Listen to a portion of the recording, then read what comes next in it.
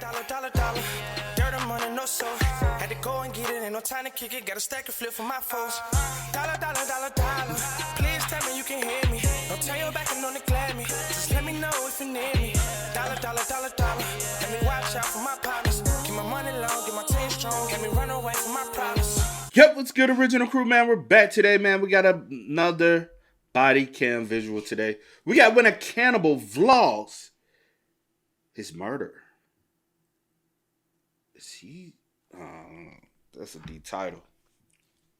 What you think? I'm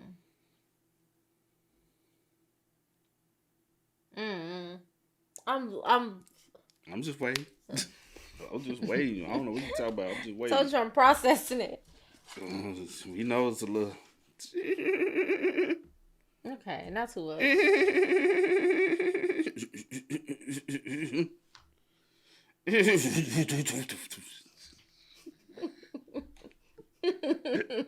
It's trying to crank up, y'all. Hey, with that being said, there was a recommended one. It was a while ago. Finally getting to it. Do apologize, but hey, y'all can recommend things. Might not get it as fast as y'all want to, but eventually hopefully, we can be able to get it to you, man. But hey, with that being said, before we get into it, make sure you check out the links in the description box. Down below. You already know where to go. If you want to first part, you got to do it. Check out down below. That means you can go to other platforms if you really want to support us. If you want, or if you're enjoying the content and you want to see some other things we might have to offer, those links are always provided for you down below. Also, if you enjoy today's visuals, lock it in with a thumbs up. And we're highly appreciated. We always appreciate every time y'all comment. Except for the over excessive negative. Now, if you correcting us, you know what I'm saying, and being informative with it, I take it out and live with it. I learn from it. Facts. But hey, let's get it. Let's check it out. Let's see what's about. You ready? I'm ready. Let's go. The mission is first. That's the stuff. Skulls are getting cracked. Though no one knew it at the time, Alexander Kenua was about to do something unthinkable. His self-recorded videos give us a chilling glimpse into his twisted mind in the days before he committed a truly disturbing act. Do you see a bag of charcoal? Go ahead and open it. What is going? That's only part of it. I tasted something. It's tasted like a piece of barbecue sauce. It's spice, slow-baked spice. So this will happen to that book. You keep doing that shit again, that's gonna keep it happening. Oh, he weird. On the morning of May 25th, 2012, 37-year-old Cujo Bons... Why I say 2020? I'm at 2020. 2012. 2012, child. 2012. Hold on. Let's go to the mindset of 2012. All right. I put my... Where was I at 2012? Oh, I know. That was a good year. 2012 was a good year. On the morning of May 25th, 2012... You remember where you was May 25th, 2012?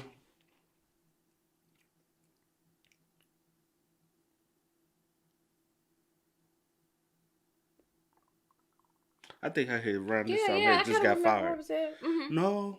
No, I was working at B-Dubs. I was working in Buffalo Wild Wings around this time. Because it would have been over the... This is May. School's all school out. It would have been over the summer, College is out, yeah. College, everything. Yeah, I was back home. Everything. Yeah, I remember I was there. 37-year-old Cujo Bonsafo Agie Kodie, an international student from Ghana, went out for a morning jog and never came home. Wow. Cujo has spent the last 6 months living with the family of one of his friends, Dr. Anthony Kenua, a physics lecturer at Morgan State University. And when Cujo failed to return home that evening, the family grew concerned. That concern evolved into outright fear when the family discovered that Cujo's wallet, ID, and phone were still in the basement. Even if Cujo had decided to go out somewhere without telling the family, there was no chance he would have left these items behind. Right. Feeling that something was wrong, the Kenuas called the police. They had no idea just how wrong things were. Although the police responded immediately to the report and sent detectives over to interview the Kenua family and search the property, nothing of note was found, apart from a dead fox in a container behind the Kenua's home. This curious finding will later prove integral in the most sickening way. Eventually, cadaver dogs are brought in to go over the wooded area behind the Kinyua's home, but they find nothing. The only thing of note uncovered is the fact that red pepper flakes have been sprinkled on the ground in the house, specifically in the basement. This is another detail that will prove crucial later. It seemed like the case was rapidly getting cold, but an unexpected discovery was about to change everything. 4 days after Cujo's disappearance, Jared Kinyua, the youngest boy in the family, was down in the basement when he found something that made his blood run cold. After confronting his older brother Alex about it, Jared told the rest of the family what he'd found, and the police were once again quickly called to the scene. In an interview with detectives, Jared revealed the nightmare he found in the basement. We're here today to talk about an incident that occurred last night. Why don't you go ahead, just in your own words, tell me what happened. Last night, right before I took a shower, I was gonna go get my laundry bag. So I went down to the basement and I opened the laundry door and I saw my blanket on top of a box. And as I was lifting the blanket up, I saw two pans for baking, and in between them was a cutting board. So I lifted up the pans, and in it I saw 3 different objects, and they were kind of black with some gravy substance looking at them, and it looked like hands and a head. And as soon as I saw that, I really couldn't distinguish whether it was a face or somebody's face I knew or something. But I looked at it and I stopped myself. I stopped what I was doing. I went upstairs and I asked Alex, come down here. And I asked him, what is it? And he said, don't worry about it. Don't worry about it. It's none of your business and all that stuff. And he started avoiding my question. Alongside interviewing Jared, detectives also spoke with Alex about this disturbing and suspicious discovery. As Alex has read his rights, the interview hits a slight snag. Are you willing to talk to me after being advised of your rights? And that's, again, a yes or a no question. Same thing as the one on top. Okay, and then your initial right there. And, oh, wait, you got to read that last one. What this one says is, have I threatened you or forced you in any way to make you talk to me? Yes. Have I really, or yes or no? Yes. I was. Do you think I did? I did threaten you? Because I'm not trying to threaten you. If you took it that way. I'm not threatened, but I just take it as yes. Oh, well, it's a yes or no. Well, tell me then how it, because I don't want you to feel that way. So if you feel that way, I want to make sure you know that I'm not threatening you and I'm not trying to scare you or anything like that. I'm in a confined room in a undisclosed location with behind a locked door with a CCTV TV. The door's not locked? Detectives, I don't know. I'm threatened right now. Okay, well, let me make you feel a little bit better then. The door is not locked, okay? I feel threatened. We're in, well, I'm explaining to you, okay? We're not in an undisclosed location. We're in Forest Hill. It's about 20 minutes from where you live, okay? It's an industrial park. And the door's not locked, and I am not armed. I don't have a gun on me at all. You can see right there. And neither does that detective. Though there are different policies, it's typically recommended that officers aren't armed in the interrogation room. It helps calm the person being interviewed and prevents them from saying they were threatened or they were scared because the officer was armed. As well, officers don't want to wear a gun in order to lower the chance that someone takes it from them. Your mind's a weapon, so. Well, I can't take my mind away. But there's no guns in here. No one wants to threaten you. Okay, so you understand I'm not trying to threaten you? Right. Okay. I'll sign it. Okay. Less than 10 minutes into the interview, and Alex is already handling this differently than most people in this situation would. But is this strange behavior an indication that he knows something about Cujo's disappearance?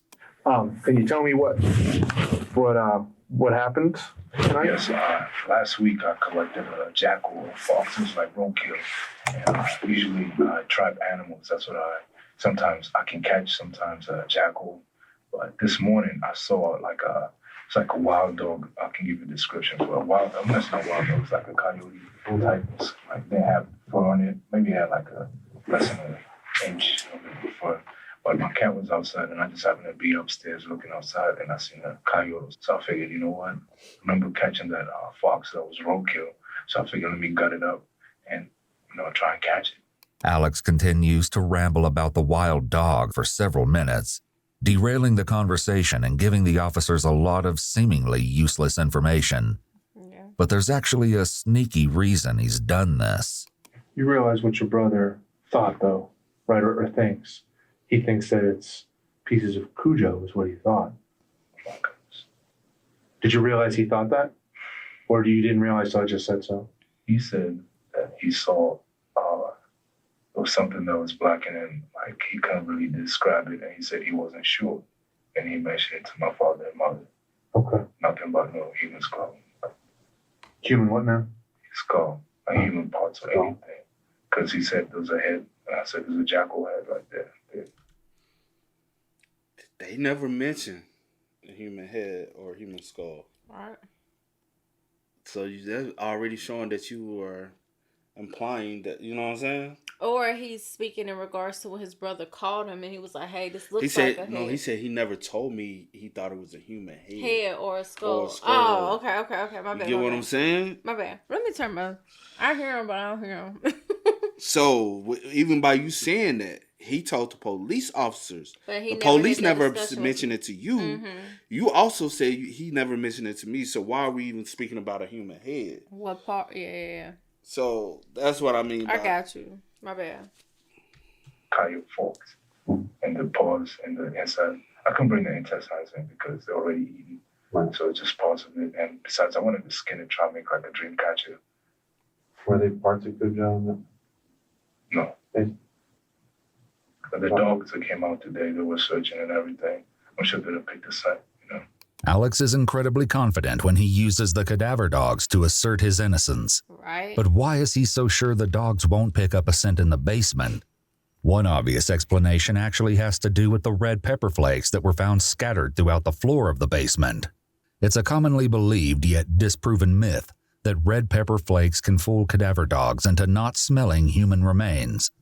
Yeah, like, honestly, so, I don't know, I just always looked at it like a superstitious thing. And people used to be like, hey, put you some Pepper.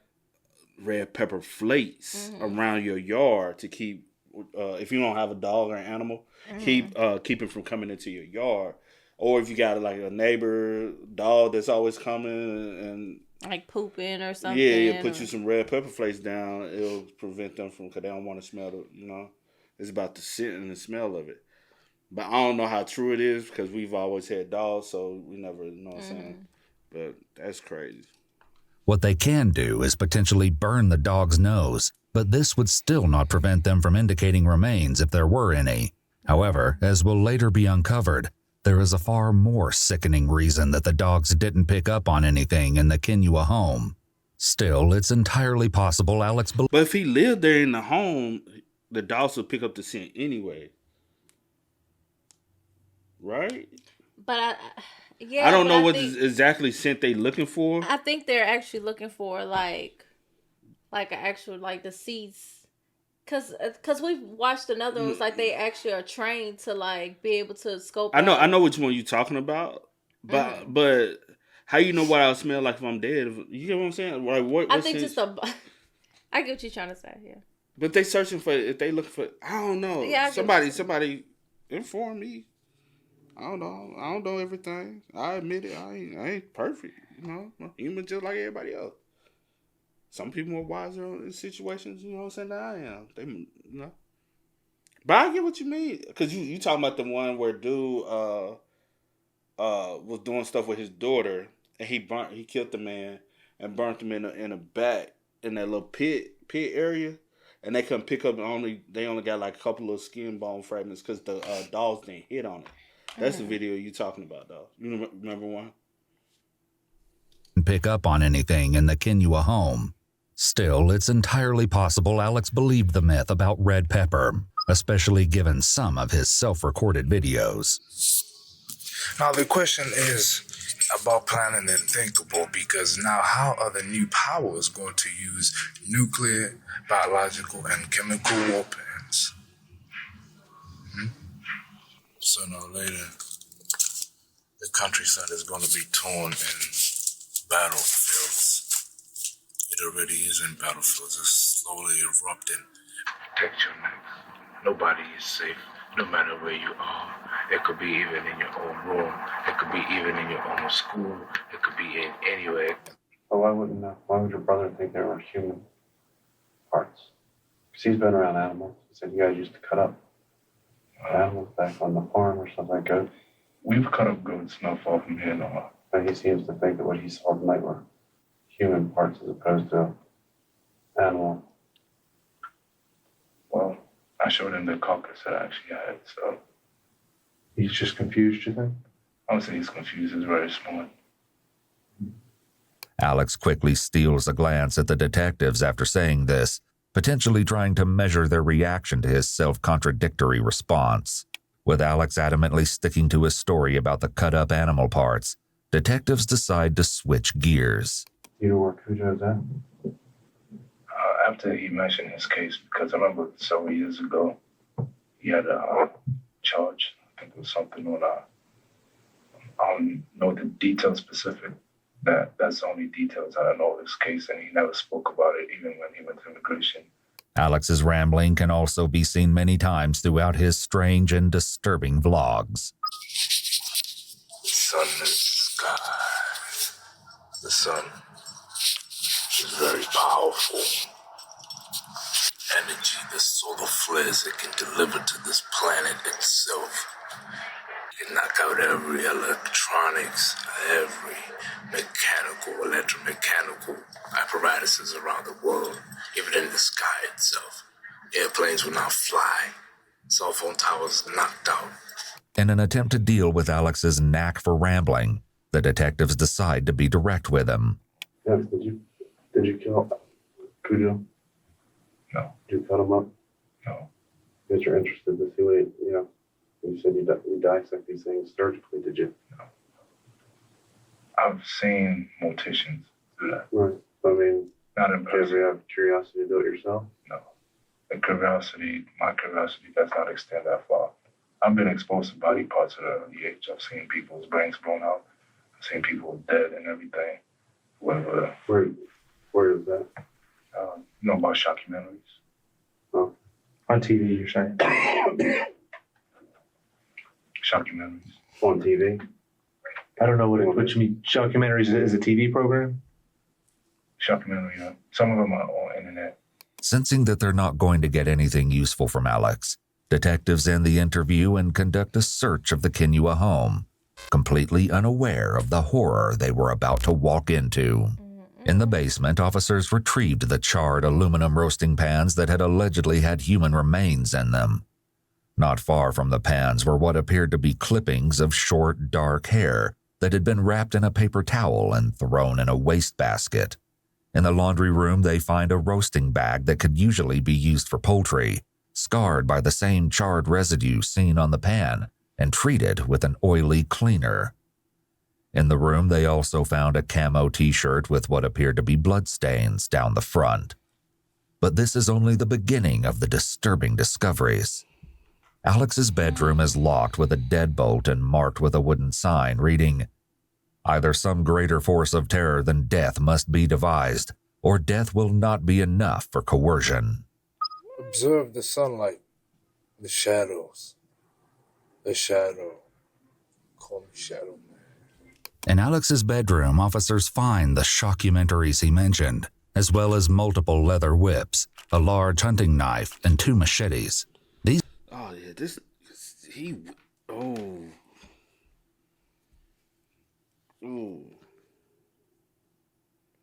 Ain't no telling what he really into. Right. And ain't no telling, let's just say, for instance, he did this to just a random individual and not somebody within the home, right? Right. Would he really have gotten away with this?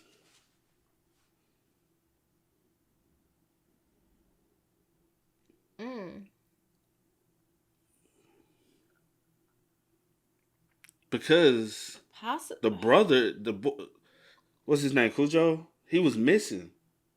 Yeah. And so y'all probably not actively looking, but you're still noticing things that you like probably wouldn't notice in a normal day-to-day basis. Yeah. So with those pans and stuff being down there, what the brother would even turn the eye to it, you know what I'm saying? Yeah. If Cujo wasn't missing. Like because you're not thinking or trying to put or expecting your brother to be the person to do something like So if somebody's missing that you don't know, it just continue routine, and it's like nothing stands out, nothing looks alarming. These discoveries are overshadowed by what the officers find next. On the underside of Alex's mattress is a massive blood stain, one so large that officers immediately theorize that whoever the blood belongs to is almost certainly dead. Wow. While they weren't able to find the body parts that Jared claimed to have seen, everything else the officers found in the basement points towards Alex being involved in Cujo's death. Eager to find out the truth behind this mystifying case, detectives sat back down with Alex for another interview. His explanation for the blood is shocking, to say the least. You and I and Chris, again, we're not here to get a confession from you or anything like that. One of the things that I asked you is I'm going to learn about you, right? Because let me explain why. There is psychology to that, and I'm going to tell you why. Because let's say that someone robs a bank, and I find out that this person has a wife that's dying of cancer. Is that the same as the guy that comes in wearing a mask and puts a gun in somebody's head because he wants to get a party out with that money? Or are they the same two people? The crime is a crime. Already, this detective appears to be taking a more strategic approach than the previous detectives. That's a good psychology of it, to see like how does a person have sympathy? Do they have remorse? Do that? You know what I'm saying? Because do you look at both individuals as the same? Pertaining to his analogy. I feel like if I answer, no, just say, just be. Do I look at? Yeah. So you still look at everybody as a crime is a crime. Me, I don't. Yeah. I'm like, because the reason why I say I agree a crime is a crime. But also, I don't think the one that has. I feel like it's deeper. Like if you just asking me, like a crime is a crime. Now, if you ask me, do I think? But that wasn't the answer. No, Oh. I'm saying that wasn't the answer that he was looking for. Yeah. He was looking at like, do you hold each of them the same way? No, because I would say I look at it as the individual whose wife is dying of cancer. I don't think he would have done the crime if the situation wasn't there. And I believe the person who did the crime anyway, just to go party and turn up, they would have did the crime and they would continue to do the crime. I agree with that. But what did you ask me though? I was just asking how you feel. Like, what was your answer to the way he worded it? I was just looking for the answer. Okay. To see how you would answer what he asked. I agree with you. You are like so on edge. I'm not saying nothing. I agree. Yeah, I agree with you. I don't think that the person, the people, or the person that committed the crime per se. I do agree if like the situation was different, or if the wife wasn't sick, or there wasn't some type of turmoil or whatever. I don't think that they would commit that crime. Yeah, I do agree with that, and I do agree with the person that just doing it just to do it, to go party or get high or whatever the case may be. But still, a crime is a crime. I still agree. I still think that, but setting the stage for a conversation that will make Alex actually want to confess. One way he does this is by quickly introducing the idea that committing a crime does not make someone evil, and that certain people may commit crimes for reasons that are morally justified. The officer doesn't believe this, but is saying it to try to get Alex to admit to something. Unlike in his last interview, however, the detectives are ready for his rambling. Do you know what forensic science is all about? I don't believe what TV says too much about it. However, I'm aware that it's a hard opinion for science. Mm-hmm. Do you believe that deoxyribonucleic acid is an indicator to identify who an individual is? You can play because you have the X and Y chromosomes, and you can also identify, the genome sequence from it. You can extract it. So you can tell the difference between the blood of a fox and the blood of a human being.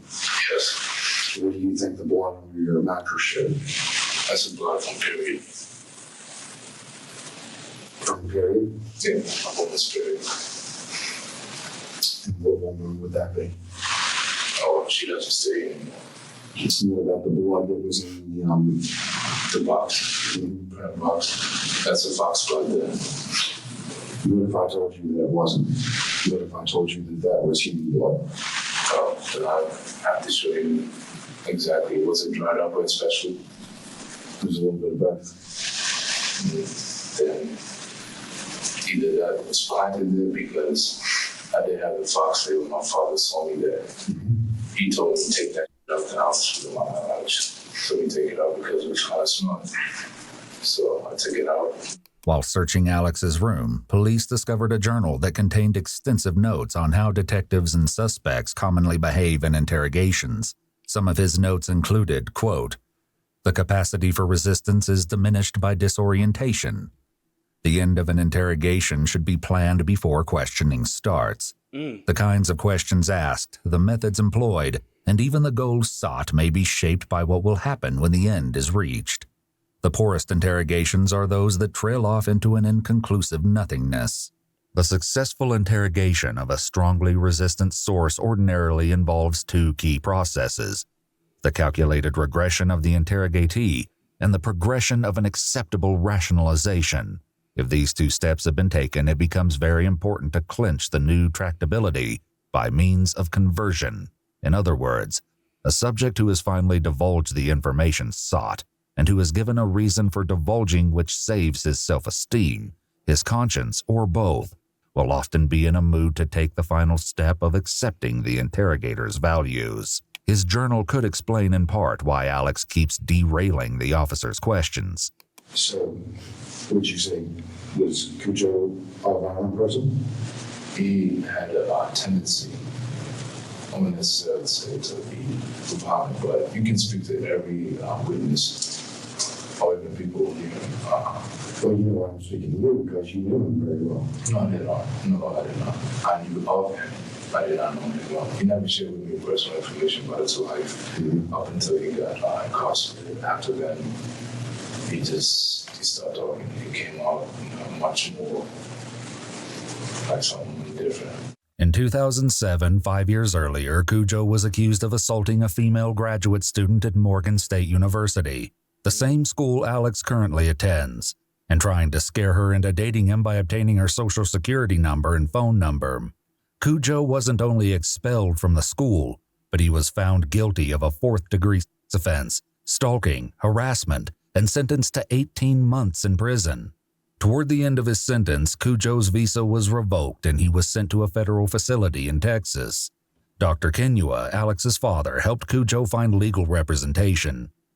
After his release, Cujo moved in with the Kinyuas. Although Alex is stating that he doesn't know if Cujo is violent, that's not quite true. He referenced Cujo's case in the previous interview, and even went so far as to say that Cujo talked to the Kinyuas about it. You know where Cujo's at? After he mentioned his case, because I remember several years ago, he had a charge. He mentioned something to my brother about the woman who got him in trouble, something like that. Alex seems to be downplaying Cujo's dark past, and it could be because he has an unsavory past of his own. So, you yourself were caught up in a situation not too long ago at college where you were accused of an act of violence. Right. If I wasn't there, I don't know the circumstances behind it. Let me just break it down real quick. Sure, if you want to. Well, I could be in a body bag right now. That's how I look at it. I stay with people who want to jeopardize our college experience and also our education growth. I just happened to be in the mix of it. I could have moved. I should have moved, actually.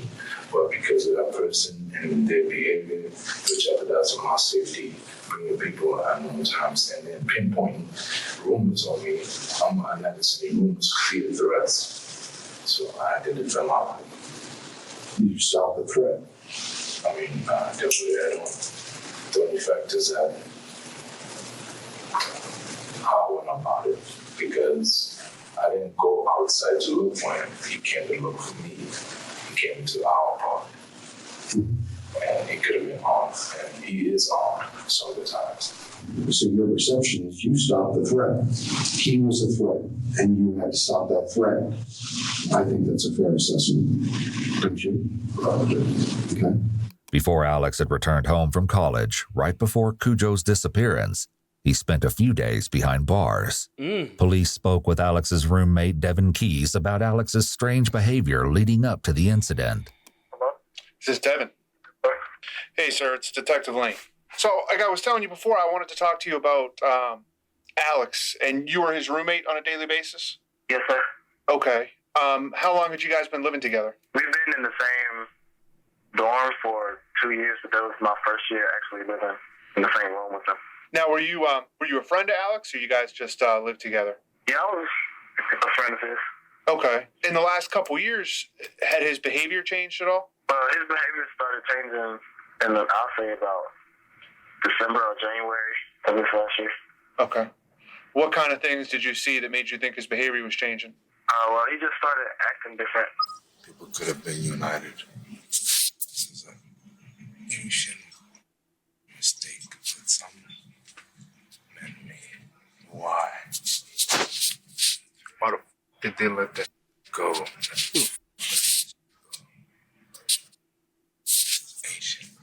Did you ever see him have a skeleton hand? Not a real skeleton, but like a medical skeleton type of thing? Yeah, he had one of those. He had one of those? Now, when did he start carrying that around? I'll say around March, maybe.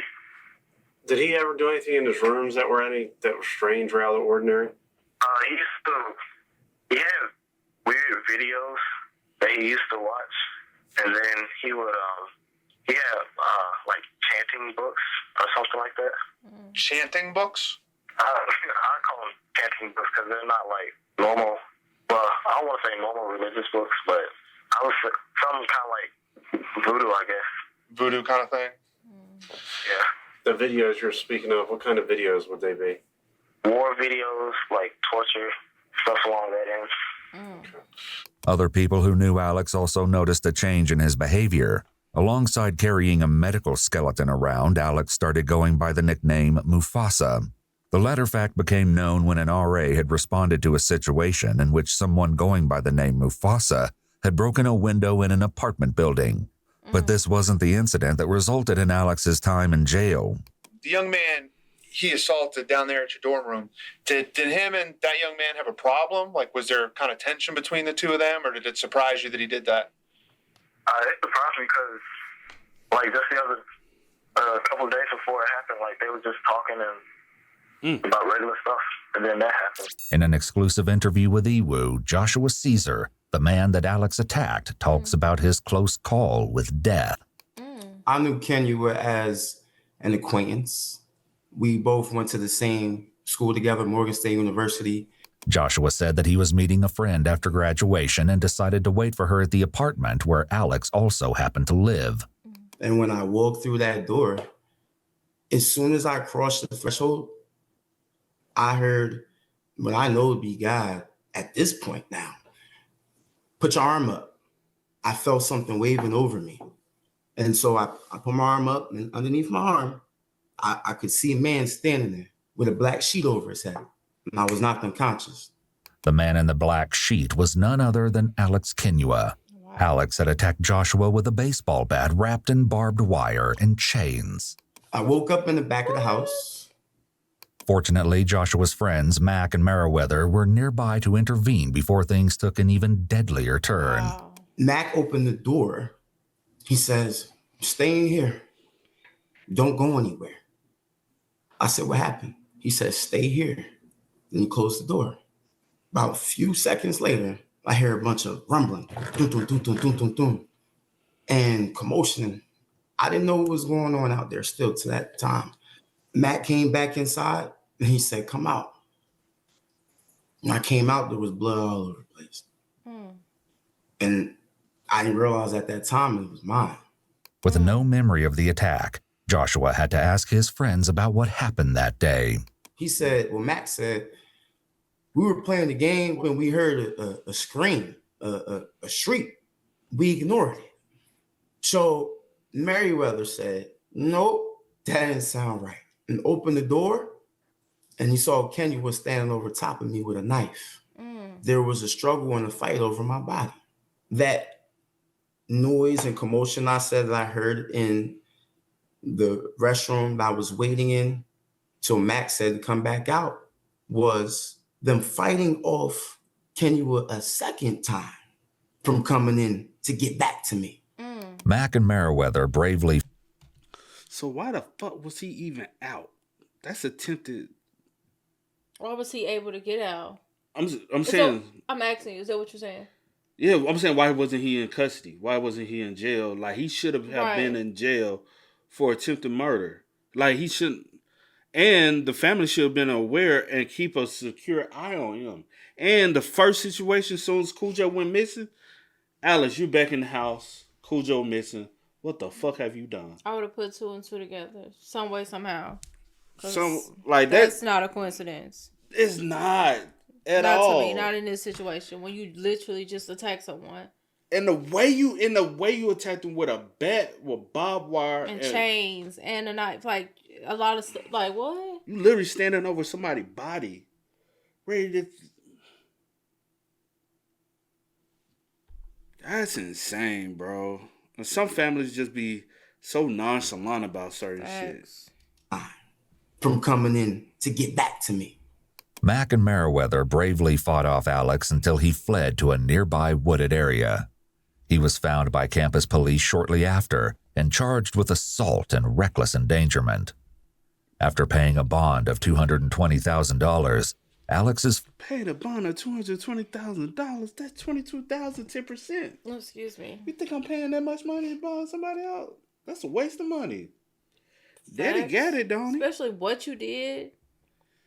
But also, Dad bonded Cujo out of that situation. They're trying to save too many motherfuckers from doing they do evil crimes. Now I'm finna start looking up Dad. Like, Dad, what's your problem? You know what I mean? But I know this ain't about Dad, so you know what I'm saying. But that's a lot of money. Let's be real, y'all. If a family member is in jail and you hear the stories, you hear the what is it? What? You hear the reports and you find out exactly what they're in there for. Would you really go in and want to bail them out for $220,000? No. You putting your money up? No. That's a waste of money, bro. I could do something better with my life and with that money. I don't care who it is. Once I find out what you did and like the degree to you need to sit in here. Think about what you did. You need to sit. No, that's going to be wasteful. What? He had just got back home on May 23rd. Cujo went missing on what day? 25th. Well, they did say that. They said a couple days. They did say that. Literally a couple days. Because, people kind of exaggerate when they're saying a couple days or several days or a few days. No, that's literally a couple days later. He had a thirst for murder. He wasn't going to stop until he could. The boy, something ain't right in the boy's head, see. Facts. Family brought him home on May 23rd, 2 days before Cujo went missing. Joshua's injuries included a shoulder fracture and multiple skull fractures. He also lost sight in his left eye permanently. Wow. Joshua credits his survival to his friends that protected him from Alex and the campus police officers that kept him awake after losing so much blood. As horrific as the attack on Joshua was, it was far from the only incident. Because I see he got this part, but I wonder is that from stitching? Because this part in the head, or is it just Could like be a even part the design? scars that's on his face. He does have scarring on his forehead, and I understand this visual might be a little older too, because the crime happened. But this is more up to date. It's a more up to date because he's older now than when he went through the attack. And it sucks that I'll have to find out everything that happened to me secondhand, and I don't even know what happened to me myself. As horrific as the attack on Joshua was, it was far from the only incident involving Alex. Yeah. I beat open your bed and I jerked off and I sparked on. You got something to say, man? You can look at it on your bed. Hope you have a good night's sleep. DP on them freaks. Super freak, huh? You like them super freaks? So I got you on. All over your bed. Playing games out here. Who's playing with you? Nobody's playing with you. Matter of fact, I don't even have the respect to be called no more. So this will fucking happen so that you keep doing that shit again, that's gonna keep happening. Listen, next time shit will be that. Here's what's gonna happen. See your fucking clothes? Go look in your bed. Look, I left you a surprise. Oh yeah, this is sick in the Hell. Everybody ain't gonna hold you. Mad at everybody. I ain't gonna hold you because when you ruminate with other men, I ain't gonna lie. Somebody you gotta assert some type of dominance in that bitch. Like I ain't the one you fuck with. You know what I'm saying? Because I've had roommates and it can be cool or y'all gonna be in each other's head. You know what I'm saying? And it can be cool for the most part. You know what I'm saying? Y'all gotta find some common ground. You gotta find something that both of y'all got interest into. You know what I'm saying? And mix and mingle, especially say for instance you're not from around that way. They show you they are from around that way. Show me the roads, you know what I'm saying? Show me around, you know what I'm saying? Like yeah. But then you can come across somebody y'all like you got none in common. They want to be this way and they want to be and y'all gonna end up butting heads. I've had several situations where, you know what I'm saying? Hey, we ain't on no type of level. Hey, you ain't finna be moving folks in here. But you ain't finna go in my room. I ain't gonna hold you. If you sharing a room with somebody, I'm so glad I didn't share a dorm. Mm-hmm. Because when you got a dorm, my bed ain't in your bed right there. But now when you got an apartment, lock your freaking apartment door. You ain't coming in my room. Nah. Cause I'd be damn if I go in and you talking about something you done all over my bed. Oh, one of us gotta go. Or not even just the fact that he may not even realize it or know, and I'm just in there. You know what I'm saying? Yeah, somebody gotta get up out of here.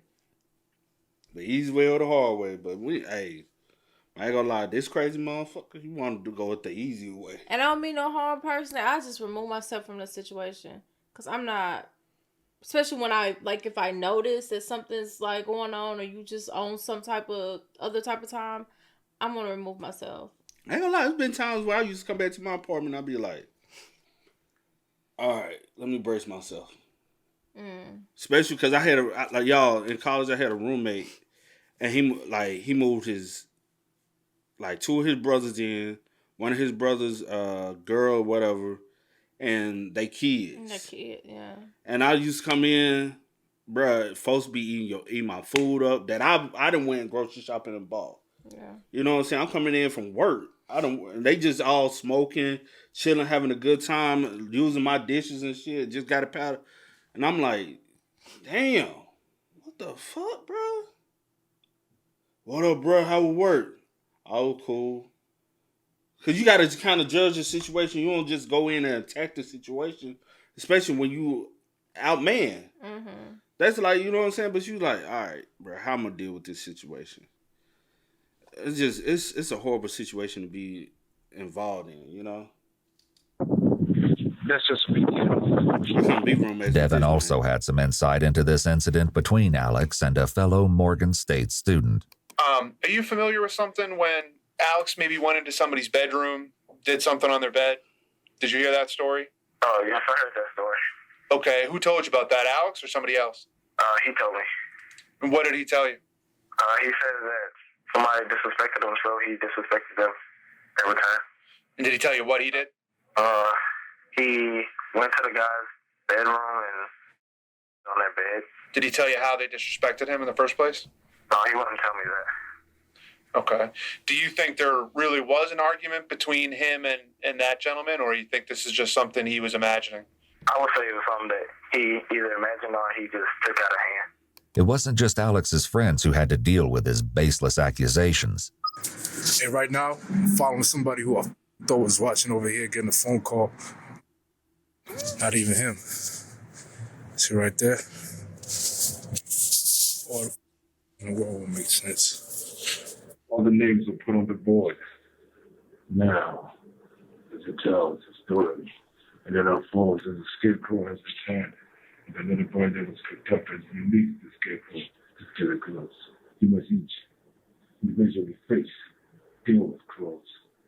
This is another love report because people are first kidnapped. They're infected with a virus that is going to get them, and the dream is turned to a nightmare. A very few will survive. Based on his self-recorded videos and the accounts from those who knew him, it seems like Alex's aggression was ramping up during March, April, and May of 2012, before finally culminating in the terrifying attack on Joshua Caesar. All of these incidents involve Alex taking extreme actions based on perceptions that have no basis in reality. Realizing that this could be a possible motivation for Alex to have killed Cujo, the detectives dive into trying to uncover the truth behind Cujo's Cujo was bald. What if the hair that they found in that bag is actually his hair? Because he had hair and stuff. And right here, he's bald-headed. Yeah. And the crime just when they happened. said hair, I was like, well, the pictures they showing, Cujo doesn't have hair. I don't know, like at the time. Yeah. But also, he always had hair up now he up doesn't. until, yeah. So it could have been his. And typically when people want to, it is his hair. Yeah. Because wherever he killed them, he didn't want to leave any hair follicles and stuff. As a lot of people will commit crimes before they commit a crime. They shave all the facial hair off and all the head hair, so they won't leave traces. Because he thought he was hella smart with it. He started like looking how they act in interrogations and all this. Yeah. disappearance. Nothing can prepare them for what Alex eventually reveals. The issue of one say that guy, you perceived him to be a threat. It's not. And you perceived him to be a threat. And then I asked you if Cujo was a threat, and you initially like, no, like I don't really know. Well, if he was involved in terrorist activities, if he was involved with bad people or bad things that were going on, and he's living at your parents' home under their roof with your siblings and yourself, how would you not say that he's not a threat? Like Cujo's case, as far as for him staying with our family, he stayed with our family before. He has done what he has to do, and that's when he got taken, arrested and all that. His behavior shifted. But you're so vague about that. No, what I mean is that his behavior shifted is as far as for how he went about his business. It's more so people can tell you much more whether he was much more involved with people or less more introverted. Alex seems to be having difficulty explaining himself the more the detective engages with his logic. Perhaps it's growing harder for him to make denials. Alex then alleges something about Cujo that's somehow even more shocking than anything else revealed so far. When you start connecting the pieces together, to me it made more sense that, he's trying to get himself back up on his feet. However, at the same time, he may not necessarily be doing that, He may have some other ulterior motives. And especially speaking to my mother, and who mentioned earlier that he's having troubles going to the basement to use the washer. And I spoke to him. I asked if Cujo put his hands on him. And that's when I knew that something was wrong. And then I just went ahead and just fixed it. I didn't know something, but something that happened. Oh, there you go. He went ahead and just fixed it. There you go. Is that or not? That wording is everything. That could be taken as a possible admission of guilt. I had to go ahead and fix it. I thought my mom. Also, he's already in a state of paranoia, and so if he feels as though, look at the offense he has. The guy Cujo. He's staying here at the house with my parents, right? If a person with his mental capacity, I'm not saying he like No, he don't plead insanity. You did this in a mindset of you knowing what you just off your rocker. You crazy. But what I was trying to get to. With Cujo, the previous. Oh, his previous crimes and him automatically assuming in his mind that his mom is having possibly an issue because I washing the dryers in the basement. Cujo staying in the basement. My mom don't feel comfortable. Why my mom don't feel comfortable? I'm assuming you did something to my mom because of your previous allegations. The boy already snapping. He just need a reason to snap. Yep. Damn. I don't think anything happened. How do you feel about that? I don't feel nothing. That doesn't make you angry. Anger is a weakness. Anger is something all of us. Don't get mad, get wise. So couldn't be getting wise, stopping the threat. Stopping the threat could be something. The pain is coming, the pain is going. They couldn't believe it, but now it's flowing. They fucking saw it. They got their mouths zipped up, cause they know when they up, it's gonna get zipped up and thrown across the cut. They could have sorted. They could have sorted out the bodies, moving down it, but then now it's so distorted. Listen, you are responsible for what happened to Cujo. As far as his death goes. Now, why you committed that act, they caused that. That's what I need to understand. I do know that he has been manipulative and taking advantage of my father's good heart and my family's kindness. You're not going to stand for that. Is that fair? Right. And on top of that, he also gives us signs, like I say, classifiers, terrorist behavior. Well, I do know.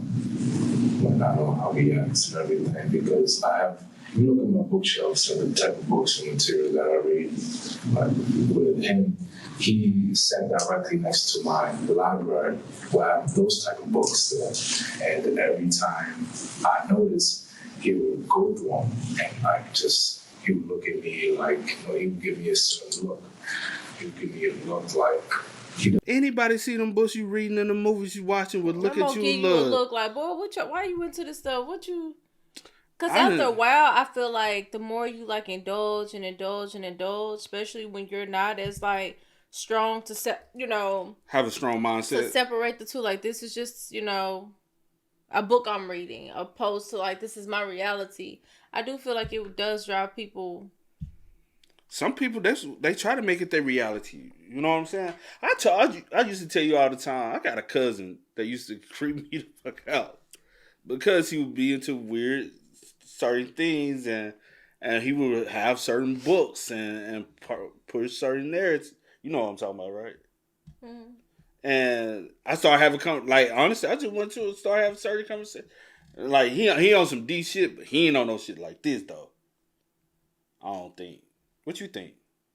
It's the one I met, right? Yeah, you met him. Yeah. Yeah, he don't get me. He remind me of my cousin. But he don't get me cousin? Crazy. Which cousin you got? Are you talking about the one in Ohio? Yeah. Yeah, the one Yeah, that one. The one you haven't met. Yeah. Yeah, him. I met his brother, but not him. You met his brother, but not him. Yeah. Him. He remind me of that, but he is like he be on that. Very much so, very deeper. Deep into it. Mm. But he's like not this. But he has like the sweetest soul. No. But if on hindsight, looking in before you interact with him, you would think they would be on some shit like this. No, still. I said before. I'm saying I still know. I didn't get that from him. But you got that from my cousin. I didn't get that from your cousin. That's what I'm talking about. I'm saying before you met him. No, I didn't. Even though you was talking about him, I'm the type of person where I'm like, I have to meet this person for myself. Like stuff that's weird to you, not weird to me. Stuff that's weird to you, not weird to me. So I'd be like, let me meet him for myself. And I met him and I was like, oh, this is him? Oh, he cool. I promise I didn't get that. They're a little weird. Everybody weird in their own way. Everybody's weird to somebody. You know what I'm saying? But yeah, he on a different level. Mm-hmm. I can look at him. You know how some people, I always talk about people look, and people just look so like demonic looking, and he gives me that. Yeah. You don't come across a lot of people like this, but you do. Like sometime in your life, you're gonna come across an individual like this, and but seeing the movies he watched, and it kind of remind you of Jeffrey and the type of things he was into. That's gonna eventually lead you into wanting to experience that yourself because you're feeding yourself that. Like you watching gory stuff, people getting cut up, and you remember Jeffrey used to have people sit and watch movies with him, and he'd be watching weird old shit. You know what I'm saying?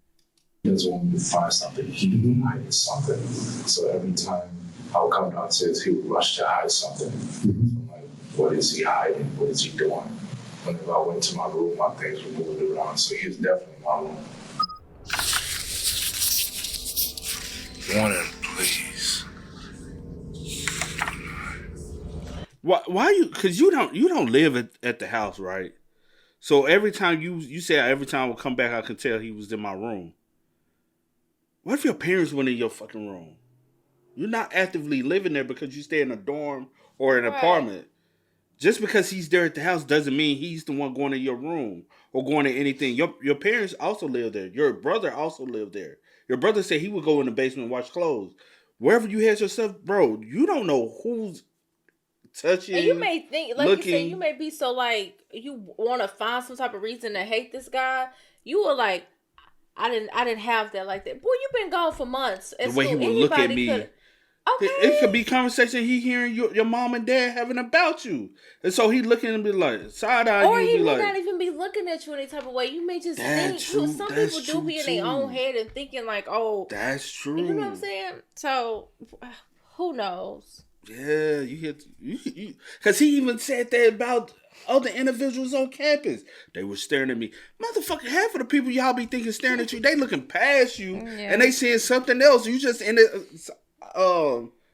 And I lie. It's a word. In view, like in they I swear every time you line of sight, bro. Damn. In the line of sight, I'm out here acting like B-Lou. In the line of sight of what you looking at, because I've looked in places and I'm just be like dazing because I'm thinking about something, so I'm just dazing, and people like, you staring at me? Oh, you check out? Oh no, I'm just like I'm dazing off and I'm thinking about something. I ain't honestly, I didn't even see you right there. I'm just gazing and dazing off in space. So he was definitely in my room. Warning, please.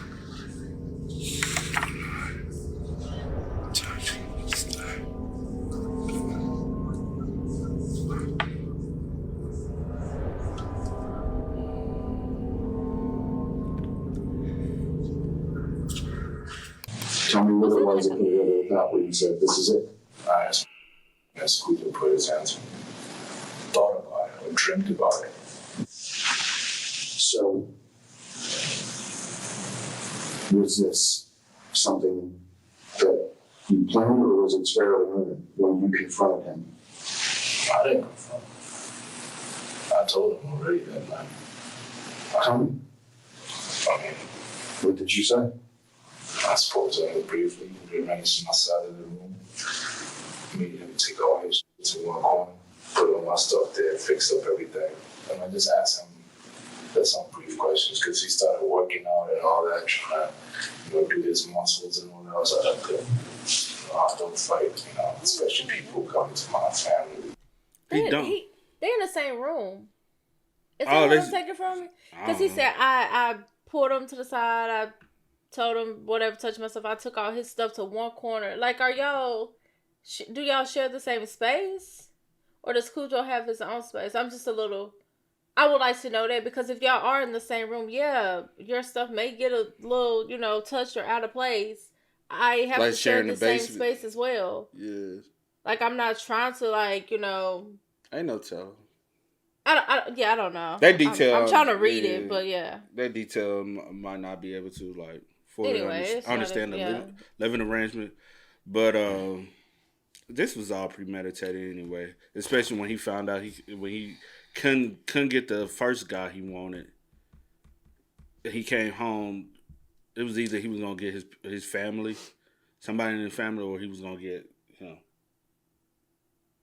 He had a thirst for it, and he wasn't gonna stop until he quenched his thirst. I do something else. Tell me, Alex. Tell me what you did. Then you see, he said Cujo was getting ready to fight.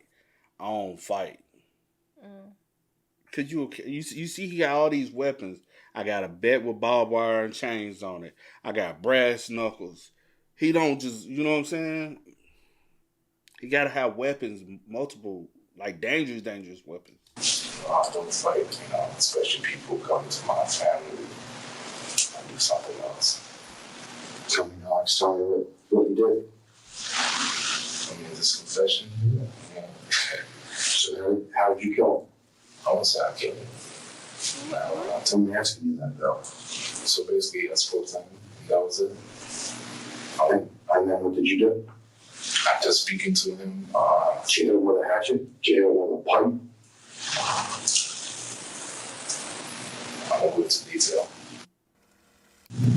Life is terrible. But it could be even more terrible. I could be burning my family right now.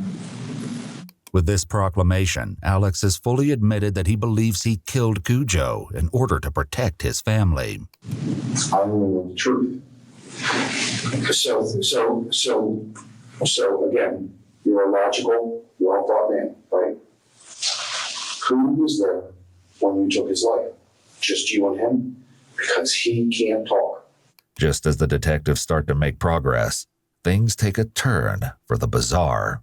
I talk to dead people. Well, right now, I'm not interested in talking to anyone down. I'm only interested in one person, and that's Alex. That's my only interest. Whether or not Alex genuinely believes that he can somehow communicate with the dead, the phrasing and tone of his retort, as well as the fact that he's bringing this up unprompted in a serious murder investigation, arguably betrays his intent to be defiant.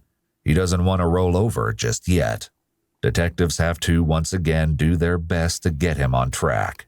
But clearly you perceive Cujo as a threat to your family. There was a point in time where a decision is made by you that this has got to stop. This is going to end right here. There's two things I don't know. Is it something that was a spontaneous because of something that he did? Or is this something that you said, this is how I'm going to fix this problem? It wasn't spontaneous. I look at it as Cujo, when he started doing the things he did, started moving from house to house, and I knew that something was up. And his personality, just based on his character analysis that I was conducting, I was like, something's about to go, and I need to be with my family. Period.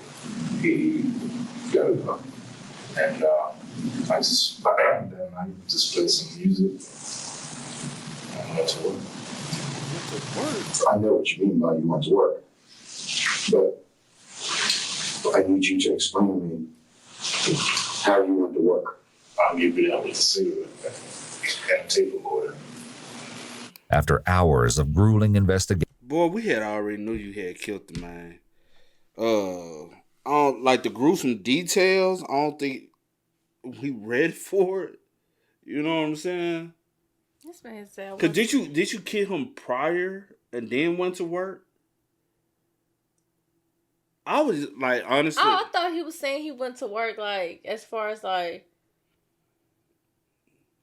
I didn't think he meant like I went to work, like to work. No, I'm not saying that. I'm saying, did you kill him before you went to work? I'm saying went to work as far as dismembering the body, cutting them up. Like, that's what okay. I'm saying. I thought you was Nah, saying. not like no J.O.B. Like, Not no J.O.B. job work. Nah. I was like, no, I don't think he's talking about that. No. Basically, was he alive at this Was time he alive when he was doing all this? Or did you like turn on the music? Like, all right, did you turn on the music gosh. to drown out the sound? If he was, it's already terrible, period. But if he was still, okay, I honestly, I don't even think I want to know. Well, we got. I know we go. I guess find out if he even said. And it's just it's sad because I'm sure if you're well, to be honest, your father might just got bad judgment in people. I ain't trying to take no shots, but because I was about to say, obviously your father didn't deem him that big of a threat for your father to have him land in the house, but obviously your father didn't think you was that big of a threat for him to bring you back into the house. You grown now. I don't give a like, bro, do you not realize what you just did? And they still get your ass out and bring you home just for you to turn around and do some shit like this. But I guess if you're gonna forgive Cujo for what he's done, it's only right to forgive your own son, right? Mm-hmm.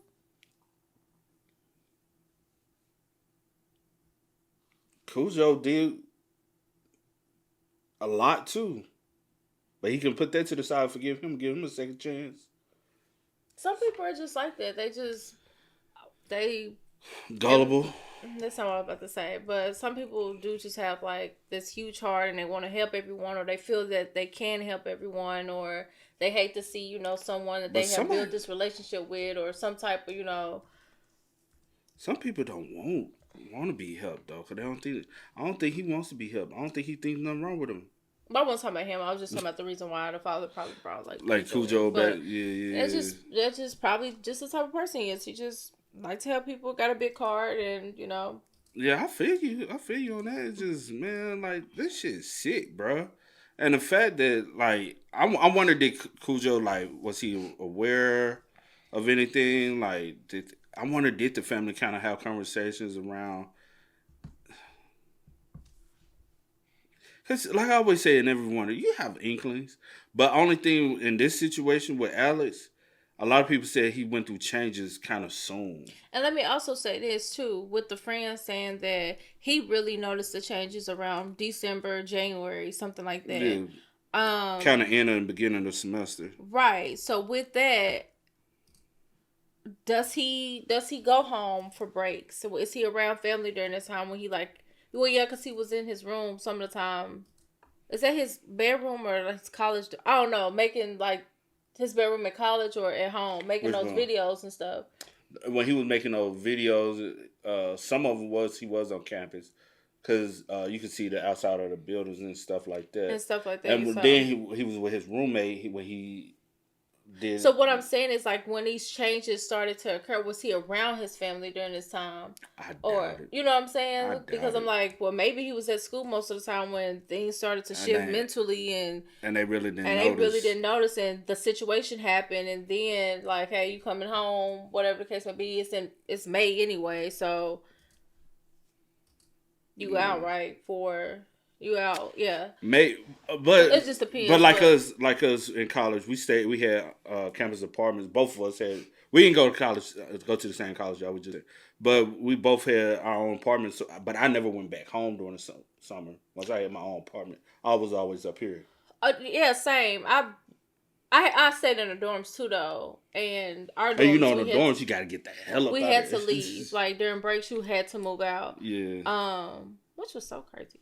But yeah, so I had to go home. But when I had my apartment, I'll be here most of the time. I'll go home maybe like the weekend or something for like a day. Yeah, you was closer to home, but I was closer to being able to go home than I was. But yeah, with him, I just don't know. Like, I'm wondering, like, because you keep bringing, you brought up the situation. So I'm just wondering, like, did his parents even notice something? Were they around him during? Yeah, that's what I said. That's what I said. I said, who knows? Yeah, honestly, because it happened so fast. It was during the semester. Because December, January, he can't really pinpoint. But if it's January, semester's going on. He's staying off at college. Yeah, I don't know how far his college is from home. How often is he coming home? Yeah, obviously we know he is coming home, but how often is he staying at home? Because he's coming home to notice his stuff changes. But is he home long enough for y'all to peep that his mental has changed? And are you home just in your room, just shutting yourself in the room, not really like, because that's another thing, Yeah. Like, hey, they just in their room, they ain't bothering me, ain't bothering them, it is what it is. And also, really if the parents work a lot. If parents working a lot, then that's another thing. So, yeah. And interrogation. Also, if y'all just notice, I'm getting videos queued up for y'all, so y'all chill. I'm multitasking. I'm paying attention. I'm hearing everything. I'm a very high end multitasker. I like to be, but I pay attention. I'm taking in everything. Not because I know some people like you. Yeah, some people have. Yeah. Yeah, some people we're looking at the camera. I'm like, no, I'm paying attention, man. I'm noticing everything. After hours of grueling investigation and interrogations, Alex is finally willing to give up the details of this crime. However, no one was prepared for the depths of his depravity, nor the stomach-churning reality of what happened to Cujo Codier. It seems the officers take Alex outside for a cigarette and continue recording the audio of his disturbing confession. Where did Cujo want to go? You're not gonna find this body. Can you tell me? I mean, I can direct you to one. Okay, where is it? It's right under your nose. Not at the police station, I hope. Okay. No, it's right up underneath. We looking at the words. Y'all might not be able to see them very well, but when he says it's right up on your nose, because it's inside my stomach, he ate. Oh, I know. I just forgot the title. I did. I forgot the title. I forgot what the title of the video. Oh my gosh, I forgot that the title was what it was. Yes. So when he said That's he's right up awful. underneath your nose, he's in my Who stomach. possessed you to do something like that? The man is also, if he's practicing whatever it is that he's into, because I don't even know what it is. Because voodoo is voodoo and what? Hindu? Not Hindu. Voodoo and what's the other one? That people typically confuse the two.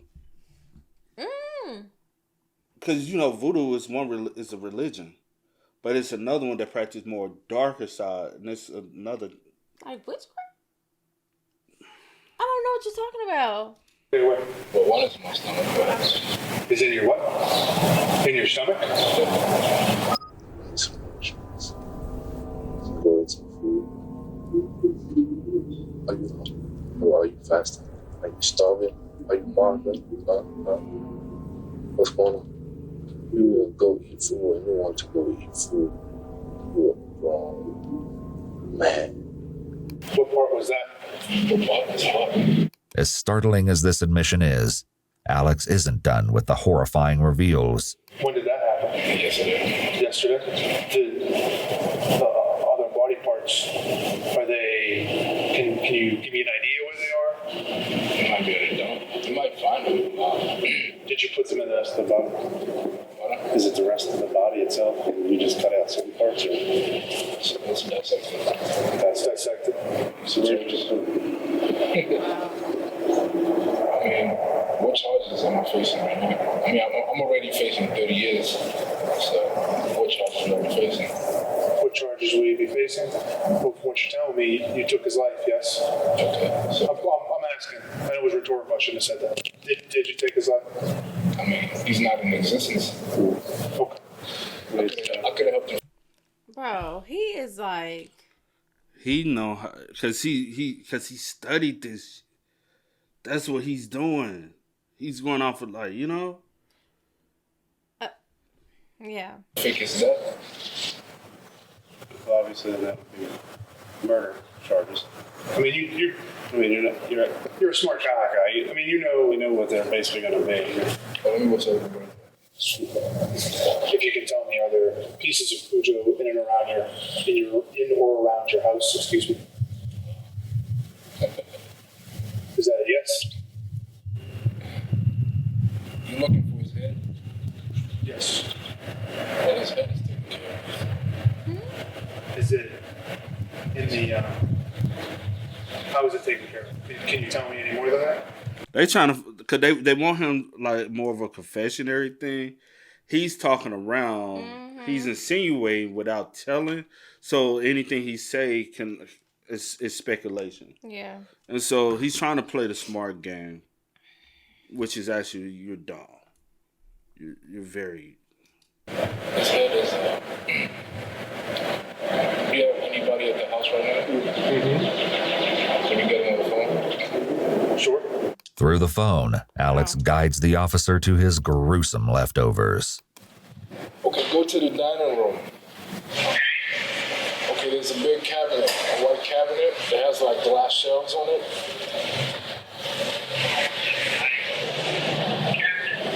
You see the white shelves? Now go to the bottom, move the box of books over there. At the bottom of the cabinet, move the boxes and open one of the shelves. Do you see a bag of charcoal? Go ahead and open it. Do you see it? Okay. What is this inside the bag? What exactly? That's the only part. That's the only part. After recovering Cujo's severed hands and head, the officers were set on retrieving the rest of his remains. Alex revealed that he disposed of it in the dumpster of a nearby church and went so far as to brag that the chances of recovering it were slim to none. However, when officers investigated the dumpster for themselves, they discovered 2 duffel bags inside, infested with maggots. As they tried to remove one of the bags, it tore, and the officers were forced to watch in silent horror as Cujo's torso slid out and hit the pavement. Just wanted to He thought he was. He almost got away with it. Why you say that? If his brother never came down, he would have got away with it. Now, one thing that if with Cujo, like let me take you down a rabbit hole. What I'm thinking, right? If Cujo was reported missing, right? The family reported him missing. Where did the investigation start? How properly did they look for him? Especially with him being an immigrant and already facing some problems previously before. You know what I'm saying? You think they would have just been like, maybe he just ran off, or because he was possibly even the deportation thing. Because he could have been, you know what I'm saying? So did we do a proper search? Was what I'm saying. How did we handle the missing case scenario? Mm-hmm. Because if the brother didn't come tell y'all what this even had left, because even if we tested the DNA that was on the mattress, it would have pinpoint if his DNA is in the system, which should be in the system since he was been convicted prior. Mm-hmm. They would have been able to identify that the blood on the mattress belongs to Cujo. So obviously Cujo. Something happened to Cujo in his house on his mattress for that much amount of blood. To be right. So that in itself, when we did a simple search, would have found that. But with the brother, again, it's only 2 days, and I don't know how far in the investigation they were. So I also can't put it on that. You know what I'm saying? Right. So again, it's a high chance of possibility he would have got away with it because he put the. What if they had came and got the dumpster and dumped the dumpster? True. Everything just happened so fast. He was caught actually fast because it was like,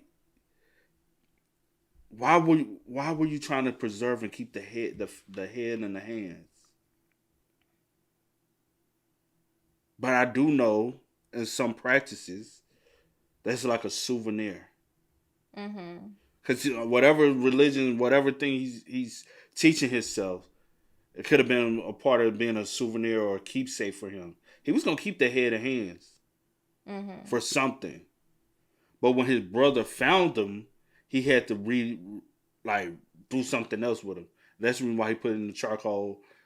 I don't know if it was going to cover the smell because charcoal is so strong of a potent smell.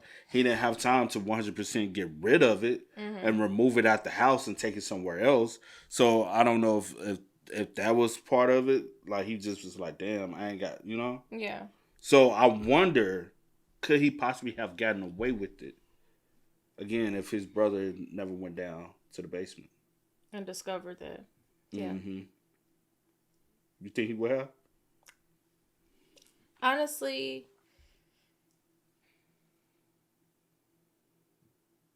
I don't feel like it's hard to say because I mean you don't know. Like I don't know what the police was doing, so it'd be different if I said they just like stopped investigating or they didn't really take it serious, or you know, they weren't really searching for him for real. Yeah. You know what I'm saying? Like, if that was the case. But that's the reason why I said when I was talking, it's only been 2 days, so we don't know how far along in the investigation they were. As far as looking for him. I bet. Right. So that's what I'm saying. But if it was like one of those type of like, oh, they're not taking it serious, or oh, they just like saying like maybe it's this or maybe it's that, and he'll show back up, then possibly he could have gotten away with it for a while, or just period. He could have got away with it. Just depending on, again, the police, and if they were taking him being missing, Cujo being missing, like actual serious, or were they making other excuses as to what could have happened, or other assumptions as to what could have happened. Especially he left his wallet, he left his, like, stuff like that. Like, yeah. But then also it's kind of like, I think, yeah, honestly, you can't say, because I don't know, because like you said, everything happened so fast. Just everything, him being missing, this happening, just everything happened like so fast. And I wonder, with them being able, I wonder, did he actually really eat him? What you think happened? Or was he trying to cut the head to? I know in some practices they believe cooking the head and stuff is to reduce the size of it. Or was he trying to get rid of it? Because you got rid of so much of his body parts. If you really was going to consume him, I feel like you would have tried to cook more of his parts. They found a large amount of his body in the dumpster. Unless he ate like other parts of him, insides. Unless he, what you want to eat? I don't know. They familiar with cutting and killing and eating animals. So they're familiar with, you don't eat the guts and stuff. You eat the actual meat, the flesh. So you don't feel like he did eat them? You think that's just one of his other sick? Or what you trying to say? Yeah, I think he just. I don't know. We might honestly, find out. you can't say. We might find out. I don't know. It's just some about him say he ain't do that. But like you said, you can't say. Before we were outside talking, Alex was telling me, I'm just going to put the same report right on the table, okay, Alex? Sure. Alex, if you can, since Tom wasn't sitting here just a second ago, just run through that with what you're telling the other detective. Alex begins eagerly recounting a story so disgusting and despicable, it far outshines everything the detectives have learned thus far. Alex no longer has anything to hide, and as a consequence, he finally discusses in detail what happened the night he slaughtered Cujo. And it's more horrifying than anyone imagined. It's that night, after everything took place, we didn't argue anything, but I did tell him, I'm not going to speak about anything like cannibalism, it was more so about him being, I asked him if he knows about cannibals, and he said he's heard of them and he'd find out. So I asked him, is he ready to die? And he's like, no, he's not ready to die. So, too bad he made the angel of death.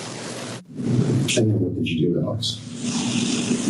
Well, that night, I know he's into gospel and everything, so played some gospel music, and then he was sleeping. Came at him, I stood over him, and went to work with the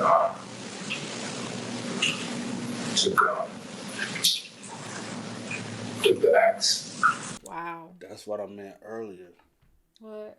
When I said I wonder, did he kill him first before he went to work, or did he go to work? He played the music, let him get comfortable playing the gospel music. He's singing along with them. Hey, he just alive and dog. Damn, bro. R.I.P. to Cujo, bro. Just went to work on his head. And hit him about twice. And after that, I let him bleed out. And then took his heart off. After I took his heart off, got my knife, cut him off. This complete lack of emotion is deeply disturbing. But then again, not quite as disturbing as his choice to play Cujo's favorite music while butchering him. Was he trying to give Cujo a final moment of peace before his execution? Or was he mocking his victim before sending him to his grave? Regardless, this sick preparation must have given Alex time to pause, to reconsider his actions, or even to selfishly consider that his next act would alter the course of his own life for good. But given that he chose to stand over Cujo in these moments, it seems more likely that Alex enjoyed this part of the process as well. He then proceeded to swing the same long-handle axe he used to cut trees into Cujo's face, then cut him up the way he would the animals he trapped in his backyard. How did you get the parts outside? This walk. I mean, did you program anything? Wrapped them up in a bag. And took him where? To the church. Any particular reason down the church? I mean, is there any particular reason that you did that? That's symbolic. There was an issue with your brother. Finally, some things. Tell me about that. He found what he found. He doesn't know, so. Well, he's smart enough. Like you, I mean, he's smart. Not that smart, but he doesn't know the circumstances behind it because sometimes his judgment calls him. He may not have seen because when I'm not around, he's the second, at least say the second in charge. And if he can't recognize the threats on his own family, then what is he going to do? What do you think should happen to you for this? Put me in insane asylum. I don't know. Are you insane? No, I'm not. However, the action conducted may look insane towards society. But basically what I do is ancient, right? Of getting rid of skull. And that's the way you look at Cujo. That's ancient justice. Though Alex may be basking in his crime, he seems lucid and afraid of punishment enough to minimize his own sentence by recommending he be remanded to a psychiatric facility. Even with everything he's revealed so far, Alex still had one last sickening detail to share. And again, I'm just trying to understand. This was totally symbolic on your part. You're cooking its head and hands. You removed his hands from his body so that they could not touch anyone anymore. I guess his head disgusted you. And you wanted to deform the head, cook away the hands, eat some of them, and you ate his heart. That's the only part I did eat. I didn't eat his head. I tasted something. There we go. You was right. You said his insides. Cause you remember we just had looked at what was that video we did? It was about the cannibal, and I had you look at the other video about the cannibalism, and they was just all talking about eating the flesh and not the organs. And they were talking about how the flesh tastes and comparisons of this and this and this, which is weird, which is real weird. But a lot of times on the video you had me, they didn't necessarily specify as to what they was eating. It was just it was just like people, but it wasn't like. Well, they said the neck and.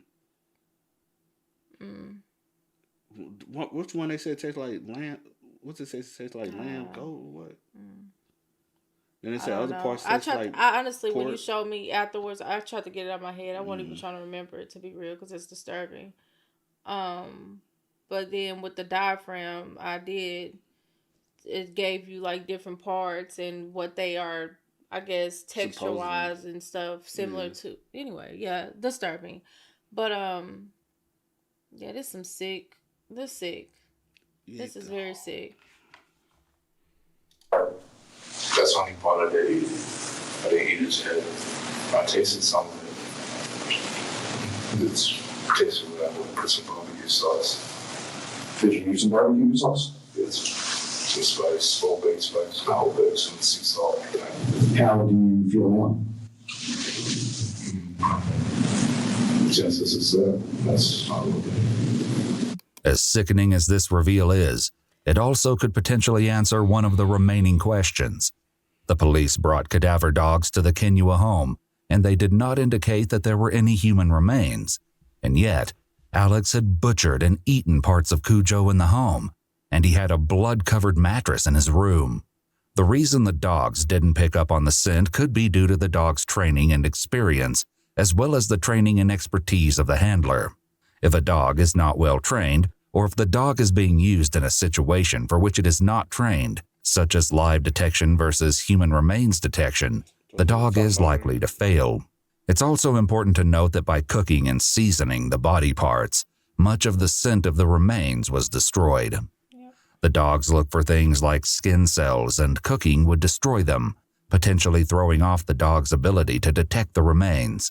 However, alone, spices and cooking will not prevent a properly trained dog and handler team from finding human remains. After nearly 6 hours total of interrogation, detectives may just now be meeting the real Alex Kinyua. I mean, this is, we have done thousands of times, millions of times. I mean, this body is just temporary. If the body is in, I can lose this body. I can't afford to lose my family's body, so It's a beautiful day outside. It's a very beautiful day. I mean, here, no matter what the mission, it's always coming back, because always the mission is first. That's so skulls are getting cracked. No. Skulls are getting extracted. Their brains are getting extracted. You know what happens when skulls get extracted? Their brains get sucked out, their noses. When I'm gone, please believe. The whole recording. Following his confession, Alexander Kinyua was charged with first-degree murder and weapon carrying. Prior to a trial, he was diagnosed with paranoid schizophrenia, and in August of 2013, he pleaded guilty but not criminally responsible. He was then indefinitely remanded to a state psychiatric facility. Though he was deemed unfit to stand trial, it is possible that he could be deemed competent in the future. Alex also pleaded guilty but not criminally responsible for the assault of Joshua Caesar. Because they don't know, because basically saying he has multiple personality as well. So you don't know technically who committed the murders. With him being diagnosed as being schizophrenic. Yeah. So that's, yeah, I'm guilty. My body did it, but not like I don't know who did it. You know what I'm saying? Mentally wise, damn. This is so He can crazy. walk free. He can walk free one day.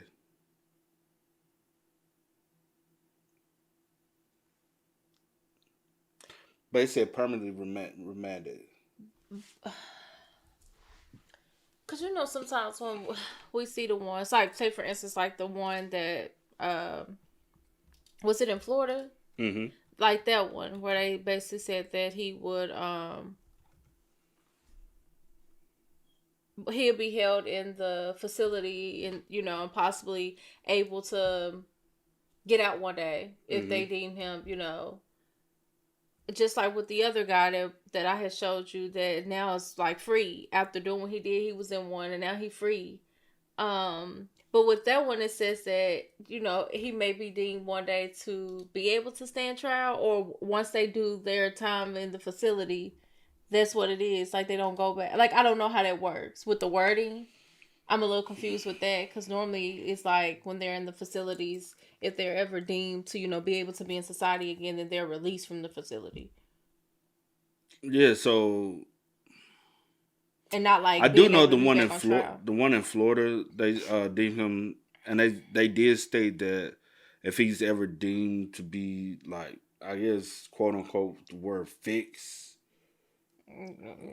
incorrect word for it, but I guess properly treated for whatever the issue, he can be released back out to the public. I think one we seen like in this situation, the only thing is the permanently reprimanded to it.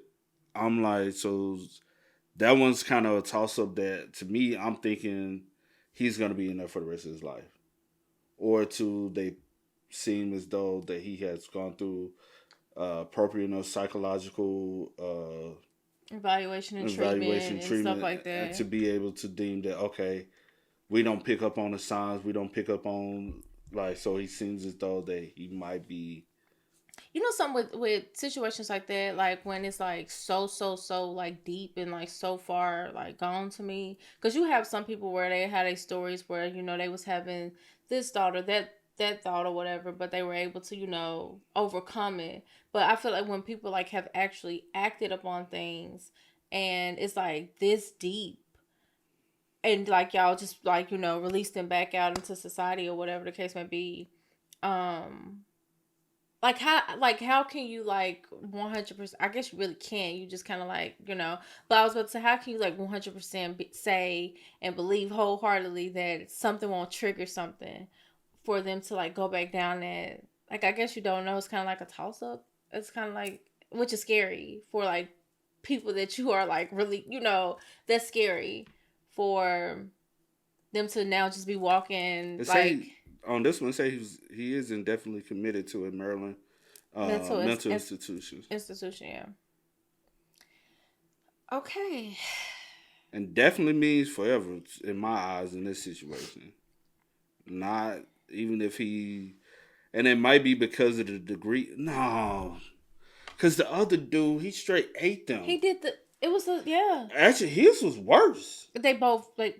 I hate. They both. Yeah, true. They both like are bad, but like. But he ate two out of nowhere, and he ate them alive too. But this could be worse. This one, because it was all premeditated. It's the way you carry it out, and it's somebody. Yeah, I mean they both they all like bad. You like said, you took someone's both, life, you know. It's just crazy. But it's also in the same instance, I didn't think the boy in Florida should have been let out. He's out. Which one? Oh, he's out. The one we're talking about? No, he's not out. No. He's not out. Because I think the other one that I showed you. You showed me the other day, the black guy. He's out. But he's out. Yeah, he's out. He's out. The white boy we're talking about, the college frat. If you saw the video of Mr. Ballin in Florida, that ate two individuals, they was just outside their home. And he ran up and attacked them and ate them, attacked them and ate them. Yeah. He started eating one, and then the other one was trying to come save. And he ended up eating them. He started with the wife, and then the husband was trying to come save his wife, and then even the neighbor got involved and trying to help. He got attacked, but he was able to escape. And then he was just, and he was. It was a brutal scene in that one. Yeah, like just to I know being there and seeing that, it's just like traumatizing, but just to hear it as well was traumatizing. I think he's gonna end up getting out one day though. And then this situation, I think he's gonna end up getting out because also I think in his situation, his brain was altered because we were saying that he was on some, like taking drugs and stuff too, wasn't he? That's what they said. I'll stay away from stuff that can fuck you up, bro. Yeah. Ain't no telling with him though, because he was in college as well. And all of a sudden, it was a switch and change in mindset and demeanor. Yeah. You never know what people. Like, it's really scary because you, like, literally just talking to someone, right? One day, like, we cool. We having a normal conversation, just, like, you know, kicking it. And then the next day, you attack me. I'm talking about the friend in college. Mm-hmm. And then even this situation, and then even this, like, I'm thinking we good. We just having conversation. You ask me like you thinking that you just asking like, you know, just normal questions in a sense, which is kind of not normal to be asking someone about like, hey, have you ever thought, you know, whatever. But then you play me some gospel music. You play my favorite song. We singing along, we having a good time. Not necessarily like this situation, but like I always say, it brings me back to what the situation that happened in college. Mm-hmm. Dude was just out. I used to come across him all the time on campus and say what's up to him. We had the same major, so I would see him in the hallways, be like, "What's up?" to him and his little crew. Coming to find out how brutally he killed that girl. He literally strangled, assaulted the chick, and it was a chick he was cool with. Yeah. He knew the chick. And that's the thing, like, you just never know. Like, that's the scary part. Like, you just see someone or around someone probably every day and not knowing that they have these thoughts going on, or that they are like battling like with these demons in their head.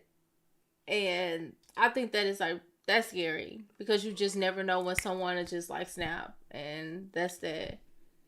But Facts. Hey man, y'all spam us up in the comments, man. Let us know y'all thoughts about it for us in the comment section down below. But until next time, y'all know how it go, man. I do go by the name DJ New Kid and C. Sierra Nicole. We are. Kid and C. We are. Peace.